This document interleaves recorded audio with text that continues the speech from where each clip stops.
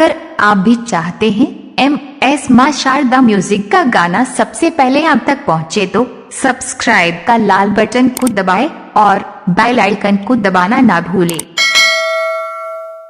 Presented by Monadic Music। DJ Munna Rajanand Chowk Kali Mandir Pothia mobile number 75 410 12 321।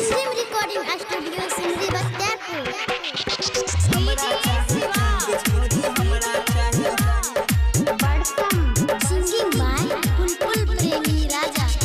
तोहर भर रहल जवानी गे एना सनका बने गे तू हमरा चाहिए छोरी हमरा चाहिए तोहर भर रहल जवानी गे एना सनका बने गे तू हमरा चाहिए गे छोरी हमरा चाहिए हां हमरा चाहिए गे छोरी हमरा चाहिए होठ लाली सटाई के गे छोरी हमरा चाहिए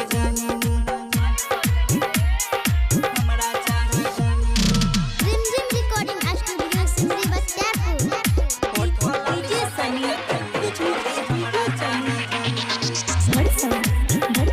DJ Munna Rajanand Chowk Kali Mandir Pothia mobile number 75 410 12 321। ऊपर से नीचा भरल छहोगे रस हमरा चाहिए छोरी हमरा चाहिए हां टाइट जबन तोहर लागै छमस ऊपर से नीचा भरल छहोगे रस मॉडल कम सीन लागै छौ ये तोहर दुनु दोलो हमरा चाहिए छोरी हमरा चाहिए मॉडल कम सीन लागै छौ ये तोहर दुनु दोलो हमरा चाहिए गे छोरी हमरा चाहिए हां हमरा चाहिए गे छोरी हमरा चाहिए होठ लाली सटाई के गे छोरी हमरा चाहिए Recording Studio Simri Bachapur।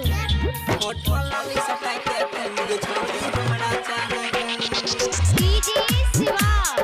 हमरा चाहिए Singing by Bulbul Premi Raja।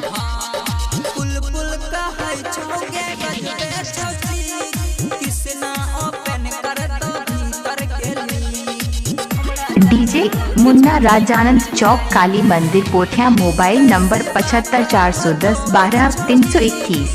Gopal open कर दो भीतर के ली जवानी झाड़ जैतोगे छोड़ा के डोज पर तो दू हमरा चाहिए छोरी हमरा चाहिए जवानी झाड़ जैतोगे छोड़ा के डोज पर तो दू अगर आप अपने नाम से डीजे रिमिक्स बनाना चाहते हैं तो संपर्क करें डीजे मुन्ना राज को।